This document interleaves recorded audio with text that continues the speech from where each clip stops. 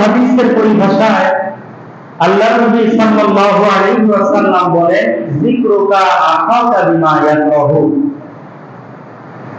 যে কোন ব্যক্তি সম্পর্কে, কোন ভাই সম্পর্কে এমন কোন কথা বলা, এমন কোন বিষয় সম্পর্কে আলোচনা করা, যেই ব্যাপারটা যদি ওই ভাই শুনে, ওই ব্যক্তি শুনে, তাহলে সে মনে কষ্ট পায়।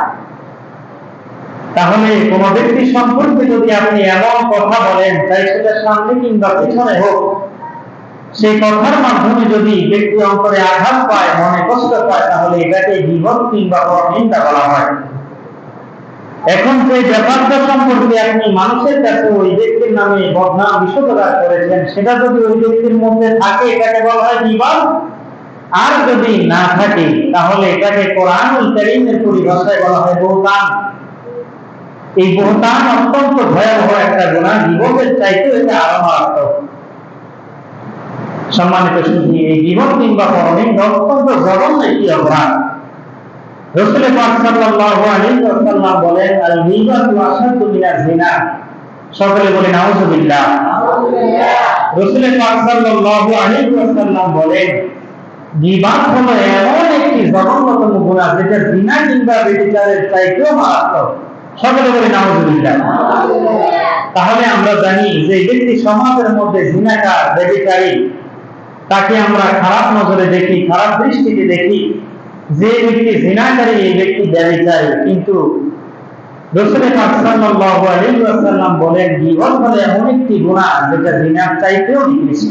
এটা এই জন্যই, যদি কোনো ব্যক্তি জিনা করে, ওই ব্যক্তি যদি শরীয়তের হক তার উপরে কায়েম করা হয়, সে যদি খালেস তওবা করে, তাহলে আল্লাহ পাক রব্বুল আলামিন তাকে মাফ করে দিবেন। কিন্তু কোন ব্যক্তি যদি গীবত কিংবা পরনিন্দা করে, তাহলে যেই ব্যক্তির গীবত বলেছে, যেই ব্যক্তির পরনিন্দা করেছে, ওই ব্যক্তি যতক্ষণ না তাকে মাফ না করবে, ক্ষমা না করবে, আল্লাহ পাক রব্বুল আলামিন তাকে ক্ষমা করবেন না। এজন্য জিনার চাইতেও গীবতকে মারাত্মক তথা জঘন্যতম অপরাধ বলা হয়েছে।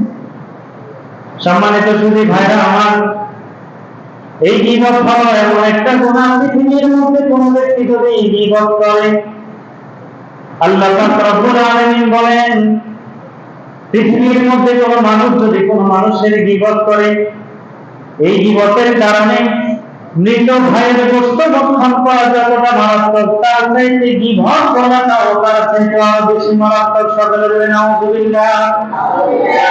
আল্লাহ পাক রব্বুল আলামিন বলেন, না ইয়াতাবাদুকুম বা'দা আইয়ুহিব্বু আহাদুকুম আন ইয়াকুলা লাহমা আখিহি মাইতান ফাকারিহতুমুহু। তামাম পৃথিবীর মানুষকে আল্লাহ পাক রব্বুল আলামিন লক্ষ্য করে বলেন, ও দুনিয়ার মানুষ, লা ইয়াতাবাদুকুম বা'দা, তোমাদের মধ্যে কেউ কারো গীবত কিংবা পরনিন্দা করবা না। তোমাদের মধ্যে কেউ কারো গীবত তথা পরনিন্দা করবা না, পিছনে পিছনে সমালোচনা করবা না, আত্মমর্যাদা, সম্মান হানিকর কোন ব্যক্তি সম্পর্কে কোন উক্তি কিংবা কোন আলোচনা কারো কাছে বলবা না। আইয়ুহিব্বু আহাদুকুম, তোমাদের কেউ কি পছন্দ করে, ভালোবাসে, আইয়াকুলা লাহমা আখিহি মাইতান, তার মৃত ভাইয়ের গোশত খাওয়ার জন্য। ভাইয়ের গোশত খাওয়া, এটা কি জায়েজ না হারাম? জোরে বলেন। আর সেই ভাই যদি মারা হয়, তাহলে তারটা খাওয়া কি জায়েজ? আরো হারাম, আরো নিকৃষ্টতম জিনিস। তা আল্লাহ বলেছেন যে তোমাদের কেউ কি তার মৃত ভাইয়ের গোশত খাইতে চায়? অবশ্যই চায় না। ফাকারিহতুমু, তোমরা অপছন্দ করো। তাহলে যদি মৃত ভাইয়ের গোশত ভক্ষণ করা থাকে, অপছন্দ করো, অবশ্যই অবশ্যই তোমাদের কি গীবত তথা পরনিন্দা থেকে দূরে থাকতে হবে। কথা বলে ঠিক কিনা? সম্মানিত সুধী ভাইরা আমার, এই জিয়াউল মুদ্দিন কিতাব তৃতীয় খণ্ডের 326 এবং 27 পৃষ্ঠার মধ্যে এসেছে, আল্লাহ পাক রব্বুল আলামিন সাইয়্যিদুনা হযরত মুসা আলাইহিস সালাতু ওয়াস সালামের কাছে বলেন, ও মুসা, পৃথিবীর तमाम মানুষকে জানিয়ে দাও, দুনিয়ার মধ্যে কোন মানুষ যদি কারো গীবত করে, ইন্তেকাল করে মারা যায়, যদি সে তওবা করে মারা যায়, ওই গীবতকারী তওবাকারী ব্যক্তি জান্নাতে যাবে সকল জান্নাতীদের শেষে। আর যদি গীবতকারী ব্যক্তি তওবা না করে মারা যায় তাহলে সে জাহান্নামে যাবে সবার আগে। সকলে বলি নাউযুবিল্লাহ। তাহলে গীবতকারী যদি তওবা করে, তওবা করার পরেও গীবতটা এতটাই নিকৃষ্ট সে জান্নাতে যাবে সবার শেষে।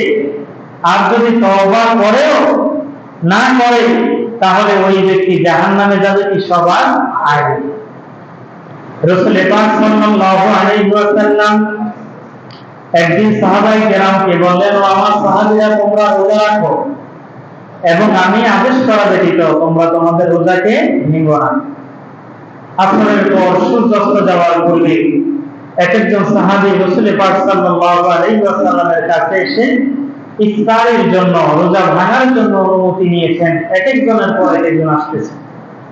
একজন সাহাবী এসে বললেন, ইয়া রাসূলুল্লাহ, ইয়া হাবিবাল্লাহ, আপনি আমাদেরকে রোজা রাখতে বলেছিলেন, আপনার অনুমতি বিহীন ইফতার করতে নিষেধ করেছিলেন। ইয়া রাসূলুল্লাহ, ইয়া হাবিবাল্লাহ, আমরা যারা পুরুষ সাহাবী রয়েছি আমাদের সাথে দুইজন মহিলা রোজা রেখেছে। কয়জন মহিলা? জোরে বলি কয়জন? দুইজন মহিলা রোজা রেখেছেন। আপনি যদি আদেশ করেন, আপনি যদি অনুমতি দেন তাহলে তারাও ইফতার করবে, রোজা ভাঙবে। রাসূল পাক সাল্লাল্লাহু আলাইহি ওয়াসাল্লাম তার চেহারা মোবারককে ওই সাহাবী থেকে ঘুরিয়ে নিলেন, কোনো উত্তর দিলেন না। ওই ব্যক্তি দ্বিতীয়বার আবার বললেন, ইয়া রাসূলুল্লাহ, দুইজন মহিলা রোজা, যদি আদেশ দেন তো নবী তাহলে তারা ইফতার করবে, রোজা ভাঙবে। আল্লাহর নবী এরাও তার প্রশ্নের উত্তরে কিছু বললেন না। তৃতীয়বার ওই সাহাবী যখন বললেন, ইয়া রাসূলুল্লাহ, ইয়া হাবিবাল্লাহ, অমর দুইজন মহিলা পুরুষদের সাথে রোজা অবস্থায় আছে, আপনি যদি ইফতারের হুকুম দেন, আদেশ দেন তাহলে তারা ইফতার করে রোজা ভাঙতে পারবে। রাসূল পাক সাল্লাল্লাহু আলাইহি ওয়াসাল্লাম বলেন, ও আমার সাহাবী, যে ব্যক্তি ততক্ষণ পর কিছুক্ষণ পর পরই নিজ ভাইয়ের গোশত ভক্ষণ করে মানুষের গোশত খায় তার রোজা আছেনি? কথা বলুন, রোজা আছেনি? সাহাবী বললেন, না। ইয়া রাসূলুল্লাহ, ইয়া হাবিবাল্লাহ, গোশত খাওয়ার পরে তো আর মানুষের রোজা অবশিষ্ট থাকে না, রোজা ভেঙে যায়। তাহলে আল্লাহর নবী বলেছেন, এই দুইজন মহিলা এরা চতুর্থ পরনিন্দাকারী জীবনকারী মহিলা। এরা আজকে রোজা রেখেছে ঠিক, কিন্তু এই রোজা রাখার অবস্থায় তারা মানুষের কাছে মানুষের নামে কথা লাগিয়েছে, কথা বেচা কেনা করেছে, জুলুম অধ্যায়ন দ্বিমুখী অবলম্বন করেছে, পরনিন্দা করেছে। সুতরাং যার কারণে তাদের রোজাটাই হয় না। আল্লাহর নবী বলেন, ও আমার সাহাবী, এই দুইজন মহিলাকে বমি করতে বলো। কি করতে বলো? জোরে বলেন না, কি করতে বলো? ওই সাহাবী যখন বলল, ও দুইজন মহিলা, তোমরা বমি করো, বমি করার সাথে সাথে ওই সাহাবী দেখলেন যে তাদের গলা থেকে জমা রক্তের টুকরা বের হয়ে আসছে। বলেন না আলহামদুলিল্লাহ। কি বের হয়ে আসছে? জমা রক্ত, এরকমের জমা জমা রক্ত বের হয়ে আসছে। রাসূল পাক সাল্লাল্লাহু আলাইহি ওয়াসাল্লাম বলেন, এই গীবতের কারণে তাদের অন্তরের মধ্যে, তাদের দেহের মধ্যে আল্লাহ পাক রব্বুল আলামিন হারাম নাপাক রক্ত পয়দা করে দিয়েছেন। এই রক্ত যদি দুনিয়ার জমিনে ভূমি করে না ফেলে দিত, এই রক্ত যতদিন তাদের দেহে থাকতো তাদের কোনো ইবাদত কবুল হতো না। বলেন না নাউযুবিল্লাহ। সুতরাং গীবত অত্যন্ত কঠিন এবং ভয়াবহ একটি গুনাহ। আল্লাহ পাক রব্বুল আলামিন এই গীবতের অবাল পরিণতি সম্পর্কে বলেন, আম্মাযিম মাশাইন বিনামিন, পৃথিবীর মধ্যে এমন কতিপয় মানুষ রয়েছে যারা মানুষের পিছনে পরনিন্দা করে, গীবত করে, মানুষের আত্মমর্যাদা বিনষ্ট হয়, মানুষের ইজ্জত সম্মানের হানি হয়, এমন কটূক্তি করে। এরকমের কটূক্তি যে ব্যক্তিগণ করেন ওই ব্যক্তিরাই হলো চিরভিশপ্ত মানুষ, ওই ব্যক্তিরাই হলো তামাম পৃথিবীর মধ্যে নিকৃষ্ট মানুষ। বলেন না নাউযুবিল্লাহ। এজন্য গীবত করা যাবে না। আল্লাহর নবী সাল্লাল্লাহু আলাইহি ওয়াসাল্লাম হযরত মুআয রাদিয়াল্লাহু তাআলা আনহুকে বলেছিলেন, ইয়া মুআয, লা তুতি'আ লিসানাকা আন সিলাতিল কুরআনি ওয়া তালিবিল ইলম।